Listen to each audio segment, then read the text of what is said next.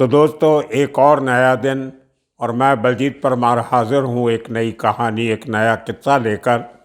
आज हम जारी रखेंगे कालिया एंथनी की ज़िंदगी के कुछ और पहलू जो शायद आपने सुने होंगे तो कम सुने होंगे या इतनी डिटेल में नहीं सुने होंगे। एक बात मुझे बहुत से चाहने वालों ने सवाल किए, मैसेज किए, पूछा कि आपने उसके भाइयों के बारे में पूरा सब बता दिया, कुछ क्या क्या, लेकिन उसकी माँ के बारे में बता दिए, लेकिन उसके बाप के बारे में, पिता के बारे में आपने कुछ नहीं बताया। शायद मेरी कहीं भूल चूक रही होगी, वो करते करते दिमाग से निकल गया होगा। तो आज मैं थोड़ी सी बैकग्राउंड कालिया एंथनी के पिता, जिनका नाम था मरीदास वीरास्वामी, उनकी थोड़ी बात आपको बता देता हूँ। वो शख्स, जैसे कि मैंने बताया था पहले, गाँव में, तमिलनाडु में घास सप्लाई करने का काम किया करता था। अब लेकिन वहाँ पे शादी के बाद जब उसके 4-5 बच्चे हो जाते हैं, इतनी कमाई होती नहीं, और घर में वो जो हर middle class, lower middle class में जो प्रॉब्लम्स होती हैं वो उसके घर में भी होती हैं। और उसको ज़्यादा और मुश्किल बना दिया उसकी पहली बीवी की मौत से। दूसरी शादी करनी पड़ी, दूसरी शादी से और बच्चे होने लगे। तो कहीं ना कहीं उस शख्स को अपनी आमदन बढ़ाने के लिए और साधन जुटाने के लिए एक नया रास्ता, एक नई मंजिल चुननी पड़ी। और उसी चक्कर में वो शख्स तमिलनाडु छोड़ के मुंबई आ जाता है। देखिए, इस तरह से तमिलनाडु के बहुत सारे लोग आए अंडरवर्ल्ड में आके, जिन्होंने बहुत नाम कमाया, जिनमें वरदराजन मुडलियार का नाम बहुत मशहूर है। उसी तरह हाजी मस्तान तमिलनाडु से आए थे। लेकिन ये आदमी मरीदास वीरास्वामी, ये कोई क्रिमिनल बनने मुंबई नहीं आता। ना ही उसको कभी ख्वाबो ख्याल में पता था कि मुंबई में उसका एक बेटा क्रिमिनल वर्ल्ड में इतना दूर तक चला जाएगा कि उसको वापस लाना मुश्किल हो जाएगा। तो वो आदमी मुंबई में आता है, पहले बीवी बाद में आती है, दूसरी बीवी। लेकिन मुंबई में आके उस आदमी को, आपको सबको मालूम है मुंबई में रहने वालों को, कि काम आसानी से नहीं मिलता। उसने छोटे मोटे काम शुरू किए आके, लेकिन अल्टीमेटली उसको जो एक पक्की नौकरी मिली, पक्का जॉब मिला, वो था, आप हैरान हो जाओगे सुन के, वो उस ज़माने के जो मशहूर एक्टर हुआ करते थे, कॉमेडियन थे, जिनका नाम था महमूद। महमूद के घर पे उस मरीदास वीरास्वामी यानी कालिया एंथनी के पिता ने महमूद के घर में खानसामे का काम किया, कुक का काम किया, खाना बनाने का काम। एक आधा और भी उसके असिस्टेंट थे वहाँ पे महमूद ने रखे हुए, लेकिन मेन जिम्मेदारी जो थी, सबसे बड़ी जिम्मेदारी खाना बनाने की और खाना आगे परोसने की, वो कालिया के पिता की थी। तो बहुत साल उस शख्स ने महमूद के घर में काम किया। लेकिन जैसे कहते हैं कि दिक्कतें जब किसी की ज़िंदगी में आती हैं तो जल्दी ख़त्म नहीं होती। तो ओवर द ईयर्स काम करते करते और भी काम किए, महमूद के घर में काम किया, लेकिन करते करते उनको जो डायबिटीज़ की प्रॉब्लम थी वो बढ़ती गई। और 1980 में आके वो डायबिटीज़ की प्रॉब्लम इतनी बढ़ गई कि उनके पाँव में चोट लगी, और उसके बाद वो बीमारी के चलते चलते उनका निधन हो जाता है। तो इस तरह से जो कालिया एंथनी का पिता था, और जो 11 बहन भाई थे, उनका बाप मरीदास वीरास्वामी, वो इस दुनिया से चला जाता है। तो ये बहुत बड़ा झटका था सब भाई बहनों के लिए, और पूरे परिवार की जिम्मेदारी आ जाती है उनकी माँ के ऊपर, जिसने पूरे ख़ानदान को संभाला और सबको आगे बढ़ाने की हिम्मत की। तो 2 या 3 भाइयों को छोड़ के एल्बर्ट का मर्डर हो गया। एक दूसरा भाई जो आज भी कुछ केसेस में इन्वॉल्व है वो है, और तीसरा काली एंथनी। लेकिन बाकी के सारे भाई जो हैं वो अपने अपने कामकाज में सेट हैं, कोई दुबई में है, कोई कहाँ है, बहनें सब अपने घर में खुश हैं। तो इस तरह से वो परिवार मुंबई में आया, सेटल हुआ। और 1980 के बाद काली एंथनी ने अपने पिता की मौत के बाद थोड़ा सा, जैसे कहते हैं कि आदमी भले जितना मर्जी बड़ा क्रिमिनल हो, वो थोड़ा सा भगवान का सहारा लेने लगता है कि मेरे ऊपर जो दुख तकलीफ कष्ट ये आ रहे हैं इनका निवारण होना चाहिए।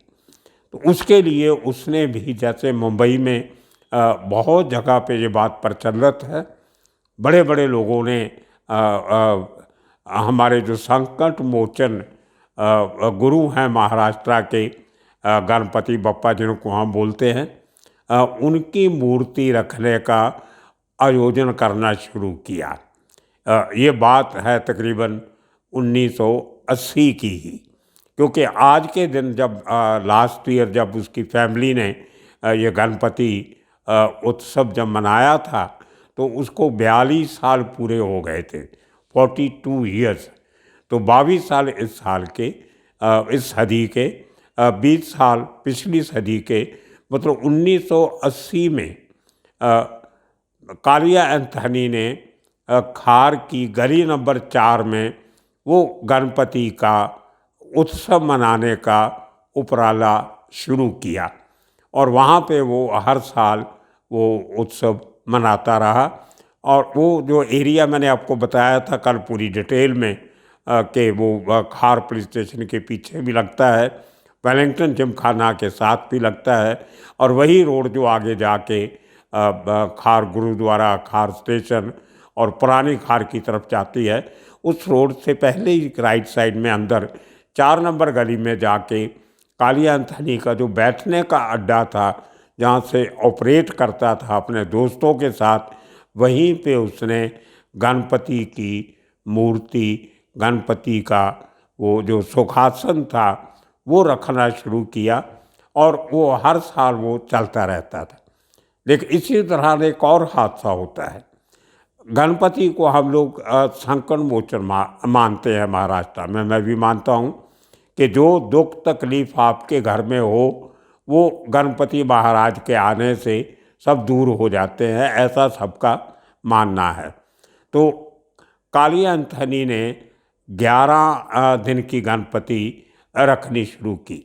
वहाँ पे ऐसा है कि कोई 2 दिन की, 1.5 दिन की, 3 दिन, 5 दिन, 7 दिन, 9 दिन, 11 दिन, इस तरह से वो मूर्ति आप जितने दिन की रखते हो उसके बाद उसका बड़े ध्यान से जो रिवायत बनी हुई है उसके मुताबिक उसका समुद्र में, पानी में विसर्जन किया जाता है।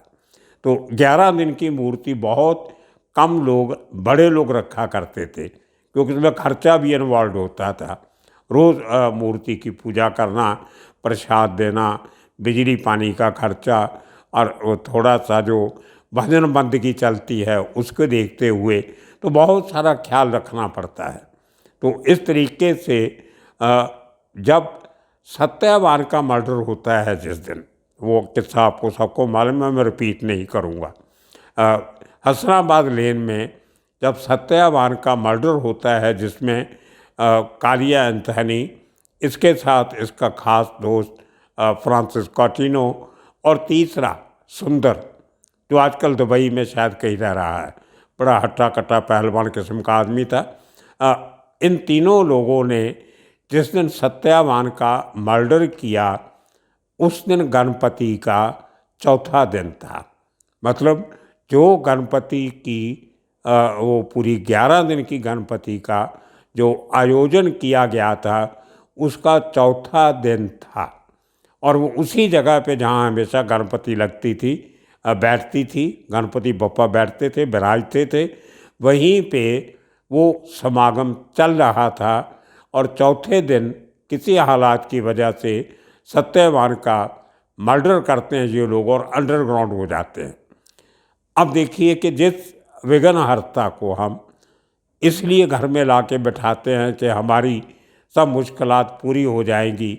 उसी दौरान इन लोगों की अपनी हरकत की वजह से इनको उसी विघ्नहर्ता को छोड़ के भागना पड़ा। सबके सब लोग अंडरग्राउंड हो जाते हैं। इनके भागने से जो इनके चाहने वाले जो वहाँ पे आते थे, रोज़ पूजा करने आते थे, मंडप देखने आते थे, वो सब लोग गुल हो जाते हैं। और वो कुछ तस्वीरें मैं आपको आज दिखा रहा हूँ, उस मंडप की तस्वीर। और जो इसके खास दोस्त उस ज़माने के, उन सब की तस्वीरें हैं। इनके एक भाई की तस्वीर भी है। लेकिन आज ही उन लोगों का, मुझे उनकी फैमिली से कुछ लोगों के फ़ोन आए कि आप भले तस्वीर दिखा दो लेकिन हमारे नाम मत लिखना। अब इतने साल हो गए हैं, हम सब भूल चुके हैं, और नाम लिखने से हमारे ऊपर फिर अड़ोसी पड़ोसी ये वो तो 100 सवाल उठने शुरू होते हैं। तो आप प्लीज़ नाम मत देना हमारा। लेकिन वो तस्वीरें जो उसके परिवार ने मुझे भेजी हैं काली एंथनी के दोस्तों की, उस मंडप की, किस किस्म की मूर्ति रखी जाती थी, वहाँ पे कुछ लोग खड़े, बहुत पुरानी तस्वीरें हैं, 40 साल, 38 ईयर्स पुरानी कलर्ड तस्वीरें उस ज़माने की। बाद में ब्लैक एंड वाइट को रंग किया जाता था। तो वो तस्वीर कुछ बहुत क्लियर हैं, कुछ इतनी क्लियर नहीं हैं। लेकिन आप काफ़ी सारे लोगों को देख सकते हो, और उस इलाके में रहने वाले लोग इन सब को पहचान भी सकते हैं। तो वो तस्वीरें आज आप इस एपिसोड के साथ देख सकते हो। मैं नाम नहीं लूँगा उनके, क्योंकि अगर फैमिली नहीं चाहती तो मुझे वो हक नहीं है कि मैं उनके सबके नाम बताऊं। खैर, तो वो गणपति के चौथे दिन सत्यवान का मर्डर हो जाता है। एंथनी और उसके साथी फरार हो जाते हैं, छिपके रहते हैं, और जो भगत होते हैं वो पुलिस के डर से वहाँ पे आते नहीं।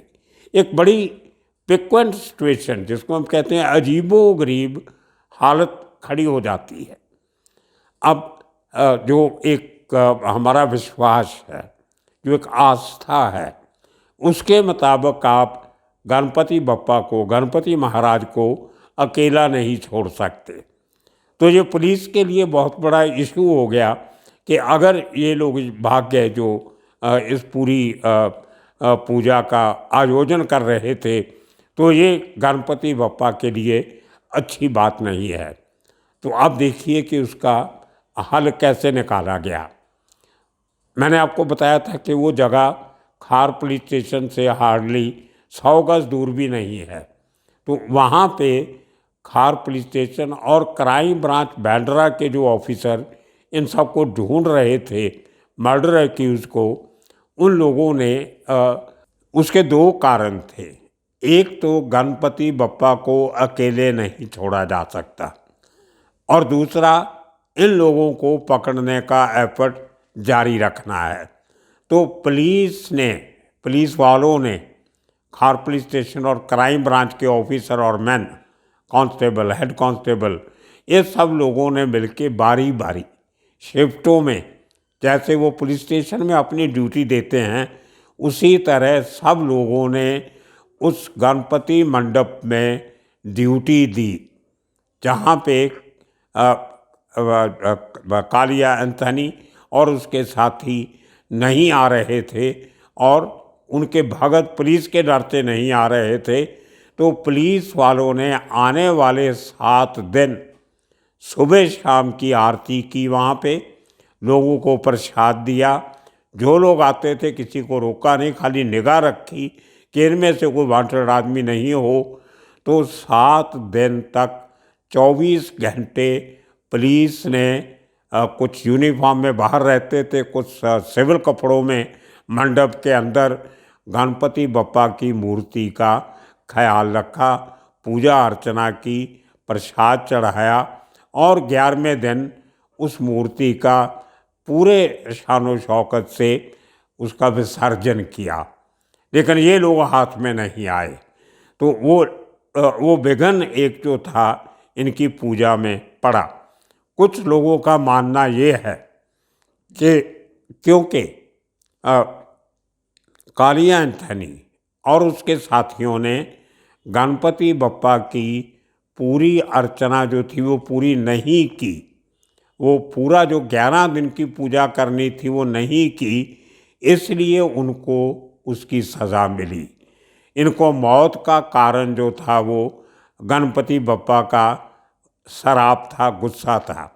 लेकिन मुझे नहीं लगता, गणपति बप्पा तो बहुत बड़े दिल के भगवान गिने जाते हैं। खैर, लोगों की अपनी अपनी आस्था होती है, लेकिन कहीं ना कहीं ये एक गलती ज़रूर थी कि अगर आपने ये मूर्ति रखी है तो उसका पूरा जो संपन्न करना चाहिए उसको। तो ये एक लंबी चौड़ी बहस का विषय है अपने आप में।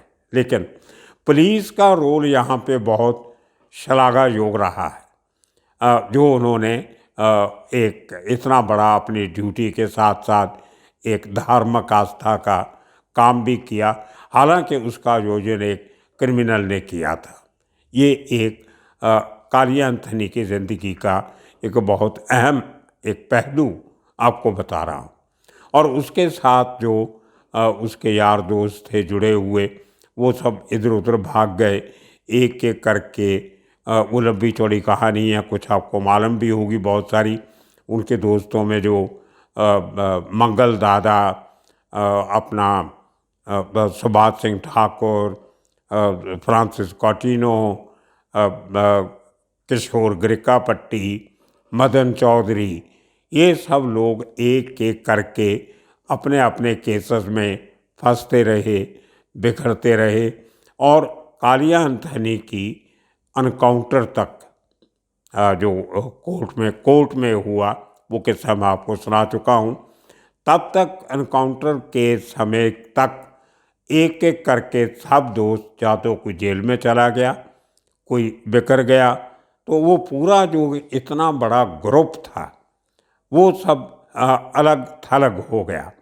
लेकिन फिर भी देखिए, जो कल के किस्से मैंने आपको सुनाया था, जो कालिया एंथनी की वाइफ और बच्चों को सेटल करने में सुभाष सिंह ठाकुर ने जो रोल अदा किया, उसकी मैंने आपको कहानी सुनाई। उसी तरह का दूसरा किस्सा आता है इसकी फैमिली के साथ। 1985 के करीब ये दोस्त अलग होते हैं। उसके बाद 1992 में सुभाष सिंह ठाकुर जेल में चला जाता है। 92 में जेल में जाने के बाद वो आज तक जेल में है। 30 साल से सुभाष सिंह ठाकुर डिफरेंट जेल में अपनी ज़िंदगी गुजार रहा है। उस कल के एपिसोड में आपने उसका फैमिली के प्रति रोल सुना। अब दूसरा सुनिए आप, ये आपने कहीं नहीं सुना होगा। 85 के बाद किसी भी एंथनी के दोस्तों का उसकी फैमिली के साथ कोई टच नहीं था। अचानक 20 साल बाद 2005 में जिस बसहाराज अन्ना की मैंने बात की, जो एंथनी की बहन का हस्बैंड है, आज भी है, उस शख्स के बड़े बेटे की बिजली का करंट लगने से डेथ हो जाती है। ये 2005 की बात है। 20 साल सुभाष सिंह ठाकुर का फैमिली के साथ कोई टच नहीं था। 20 साल फ्रांसिस कॉटिनो का फैमिली से कोई टच नहीं था। इसी तरह बाकी लोगों का। तो 2005 में वो करंट लगने से बाथरूम में वो गीज़र को कोई स्टार्ट कर रहा था, देख रहा था, कोई लूज़ कनेक्शन था तो करंट लगा और उसकी डेथ हो जाती है। वो लोग उसको इंजर्ड हालत में जो पहले तो पता नहीं था कि डेथ हो गई, लेके गए बाबा हॉस्पिटल में। तो वहाँ पे उसकी डिक्लेयर डेड कर दिया गया और उसकी बॉडी को पोस्टमार्टम के लिए रख लिया गया। उसके बाद जो दूसरे दिन बॉडी मिलनी थी, जो फैमिली वापस अपने घर खार आती है गोलीबार एरिया में। जैसे ही घर में एंटर करते हैं, अब देखिए आप मौका मेल, सर्कमस्टांशियल इश्यूज कैसे बनते हैं। जैसे ही अपने बेटे की लाश को हॉस्पिटल में सुपुर्द करके वो लोग घर आते हैं, दरवाज़ा खोल के जैसे एंटर करते हैं, फ़ोन की घंटी बजती है, लैंडलाइन टेलीफोन की, और उस फ़ोन पे कोई और नहीं, सुभाष सिंह ठाकुर की आवाज़ आती है कि मुझे बहुत अफसोस है। अन्ना, वो बसराज को अन्ना बोलता था, महमूद का काली एंथनी के जीजा को, कि मुझे बहुत अफसोस है कि आपके बेटे की डेथ हो गई, मुझे आज पता चला, और आप प्लीज़ आप आइए मुझे मिलने, मैं फ़लाँ जेल में हूँ उत्तर प्रदेश में। तो लेकिन मुझे बहुत अफसोस हुआ, आपको किसी चीज़ की कोई ज़रूरत हो तो मुझे आप ज़रूर याद कीजिए। हमारा रिश्ता जो एंथनी के टाइम पे था, आप तो मेरे गुरु जैसे हो, आज भी वही रहेगा। मैं इतने साल से जेल में हूँ, आपसे टच नहीं रख सका, आई एम सॉरी, लेकिन आगे से आप वेलकम हो मेरे साथ तालमेल बढ़ाने के लिए। तो ये लोग सब हैरान कि इतने सालों के बाद अचानक फ़ोन आता है। वो सुभाष सिंह ठाकुर का एक करैक्टर है, और वो फैमिली आज तक 2005 से सुभाष सिंह ठाकुर के टच में है। उसके थ्रू उनका तालमेल पुराने सब दोस्तों से हो गया, कौटिनो से हो गया, और जो बाकी के दोस्त थे ग्रिका पट्टी से, और बहुत सारे हैं, कोई मैं नाम नहीं लेना चाहता, को मना किया गया। तो ये पूरी का पूरा ग्रुप एक बार फिर एंथनी की फैमिली के साथ जुड़ गया, लेकिन एक डिफरेंट रूप में। आज उनका रिश्ता कोई क्राइम का, क्रिमिनलिटी का नहीं है, आज रिश्ता एक फैमिली फ्रेंडशिप का है। तो ये कहानी थी कालिया एंथनी की अपने दोस्तों के साथ और उनके रिश्तों की। आने वाले दिनों में और किस्से कहानियाँ लेके फिर हाजिर होंगे। तब तक के लिए आप सबका शुक्रिया, धन्यवाद।